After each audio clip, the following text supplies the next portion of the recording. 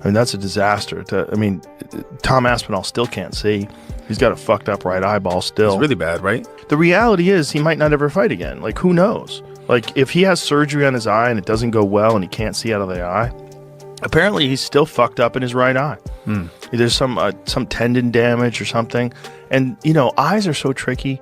You never know. Unless you're a fucking complete psychopath like Michael Bisping, who fought 11 fights in the UFC blind in one eye, which is so crazy that he did that. Josh Thompson be saying I did his podcast, shit, right? That's your buddy. I did his podcast. That's my buddy, man, but he's so stupid, man. What did he say? I did not see this. Bro, let me put this dude, Josh, man.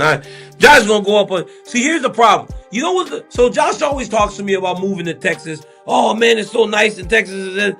Problem with moving to Texas is you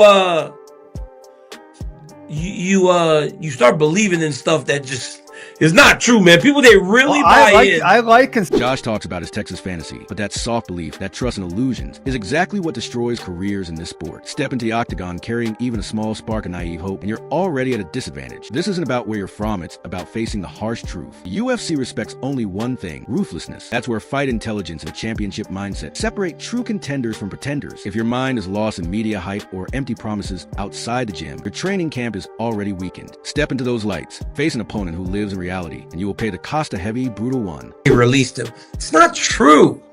It's just not true. Where did Josh Thompson hear that? Could you ever wonder why? But, Daniel, did you see who ended up in the Epstein files? Rogan, but that's not true. Yes, Rogan wasn't in. Rogan wasn't. John Jones. John Jones. You're a liar. John Jones was his favorite fighter.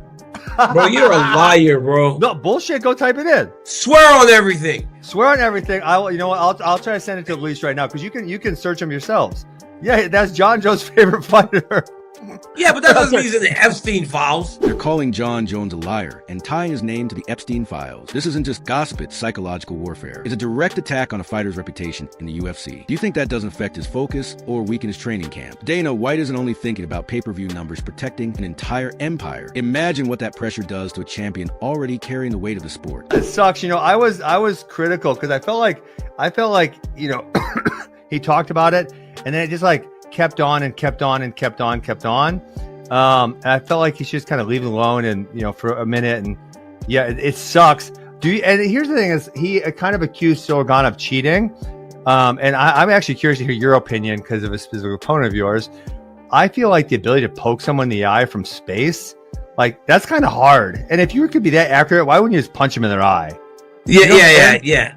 So that's one area. So the real issue here isn't just a stray fingerets about the intention fighter brings into the octagon. We're talking about a professional who is either so reckless they can't control their own movements in a life or death situation, or they're using a calculated, dark tactic. This isn't some accidental brush. Now at the UFC level, where every strike matters, every move can change career. And honestly, if you can land an eye poke from nowhere with that kind of precision, that's not luck, it's skill. A skill that can completely undermine the integrity of the fight. Real mind games start when opponents anticipate it. That mental weight forces them to fight differently. And suddenly their entire strategy is compromised. The harsh reality is that these accusations don't just disappear with the news cycle. They seep into a fighter's reputation, can shadow their legacy long after the final bell. Yeah, because there's things that happen in the octagon and things are moving so fast, right? I was more inclined to believe that it was an accident. Tom Aspinall doesn't believe it. He thinks without a shadow of a doubt, Sorgan poked him in the eye on purpose. I don't believe it. But regardless of that, right? On purpose, on accident, he's still suffering long-term damage from this. How long does the UFC wait, though? Hey, Josh was wrong. I don't think that ask has been made yet.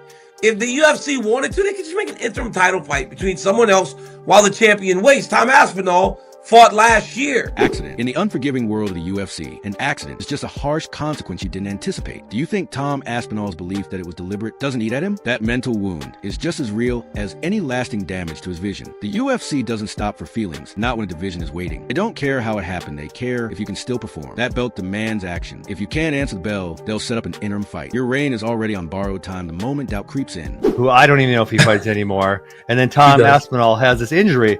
It's like, why can't we get these guys together? And that's one of the things the UFC has been so good at is putting the best athletes together in order to fight. And they didn't do that. Hey, I just dropped in the chat.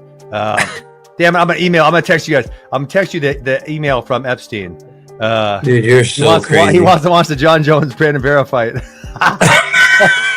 Dude. You hear the whispers, the frustration, don't you? Why can't the UFC get its real titans in the cage? It's not about scheduling against the Raw. Relentless pressure at championship that makes fighters avoid stylistic nightmares. When John Jones's brand and record dominate the landscape, other top contenders are caught in a ruthless game of psychological warfare, scared to risk their perfect records. The harsh truth is, the best don't face the best, the whole title picture falls apart. Momentum stalls, rankings lose meaning, and the real cost is paid by those brave enough to step into the octagon. So tell me, are we watching a sport or just an extremely expensive staring contest? I know no, it's emails. There's like 7 million emails. So it's an email from Jeffrey Epstein to someone else saying he wants to watch the John Jones fight. Too funny. That's so funny. Amen. But I think that's a great point. Honestly, Yeah. It stinks. I never thought of it like that, because here's the deal. Heavyweight is struggling right now, man. Big time. Heavyweight is struggling right now, and I love the big boys, but it feels like when you look at the heavyweight division, Lou, throw the rankings in the chat. You want to talk heavyweight? This division isn't just struggling, it's bleeding, and you can feel it. The rankings are just a smokescreen hiding a deeper crisis of championship pressure. We're not seeing the sharp fight IQ or the relentless aggression you expect from true apex predators. It's static, predictable, and the harsh consequences are hitting the UFC's biggest stars right where it hurts. This isn't only about who's at the top, it's about a failure to create real, high-stakes narratives. If the biggest men on the planet can't deliver the visceral, thrilling fights that drive pay-per-view buys, what does that say about the entire hierarchy of combat sports? It was a bad fight. Him and his opponent got so fatigued. They looked like they weren't ready to fight. They also looked like they just they didn't look as skilled as we have seen fighters look recently. So what you really need is you need the best guys fighting to kind of wipe the bad performances out. Because guess what? This is a UFC, not some regional show. When fighters are gassing out and look like they've forgotten how to fight, it's more than a bad performance, it's a failure of the camp. A complete breakdown in fight IQ under the bright lights. You're watching the result of an unforgiving weight cut collide with the brutal reality of the octagon, and it's a direct insult to every fan who bought the pay-per-view. Dana White hates seeing this. He wants to see hungry killers fighters ready to climb the rankings, not sloppy journeymen, making the sport look weak. These aren't just fights, anamorphy restatements. And when you step in and deliver that kind of performance, what are you telling the world about your commitment to the sport? Cortez, maybe? Is that his name? Waldo or Cortez Acosta. Yeah, him. Yes. But again, bro, he got beat. He's good. He's good, right? But he's lost fights. It's just not in a great place. Would you say that if you put Waldo Cortez Acosta in there with Cyril Gane or Tom Aspinall, he'd be competitive? Would you? Well, you're right. So he lost in August of 25 to Pavlovich, Pavlovich is ranked pretty high.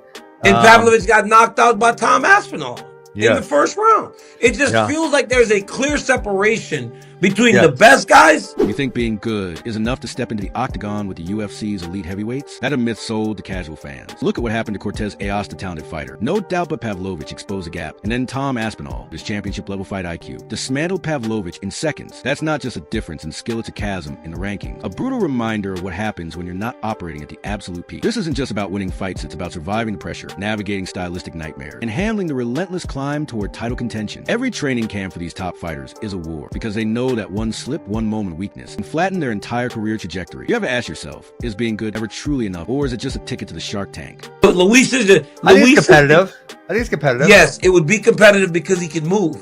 Yeah. But Luis is the classic fan of fighting because everybody wants to write Cyril Gane off.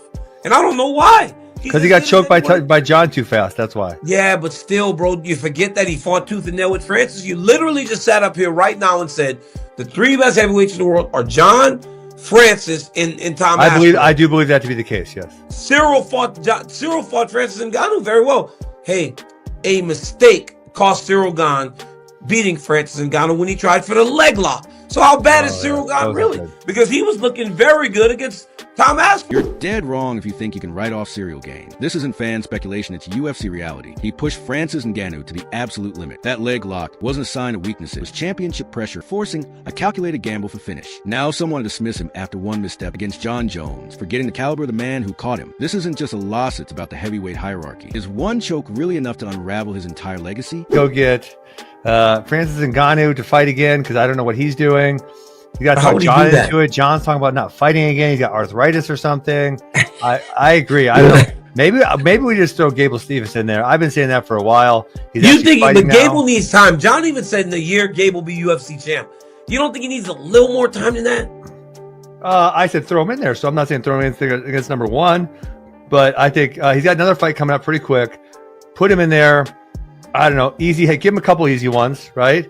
Then move him up to someone lower ranked. I think You hear them talking about Gable Stevenson like the UFC is some kind of charity league, tossing him in for easy wins. That's not how it works, not at the top. Some say he's getting soft fights like it's a ramp-up league. But any fighter in the top 15 of a UFC heavyweight division is a challenge. The championship pressure doesn't suddenly appear after a few soft touches. Thinking that way gets prospects completely destroyed. It's not about giving someone time, it's about whether they have the fight IQ to survive the crucible or they'll just become another cautionary tale. For us, the fans who spend on pay-per-views, it comes down to one thing. We want real, visceral spectacle. The octagon isn't just a Kajia, it's a brutal mirror. It shows more than who wins. It reveals who is truly ready, who has a mental strength to survive, and who can climb the relentless hierarchy. That idea that being good enough is enough is a fantasy sold to casual fans. This is about more than skill. It's about performing at a level that crushes good. It's about surviving championship pressure, navigating stylistic nightmare, and handling the brutal consequences of a weight cut under the brightest lights. You either have the instinct, the mental fortitude, and the will to thrive in that shark tank, or you become a stepping stone for someone who does. The sport's absolute peak, it demands more than talent. It demands a warrior's mindset, unshakable commitment, and the drive to be truly great. The question is, what are you willing to put on the line?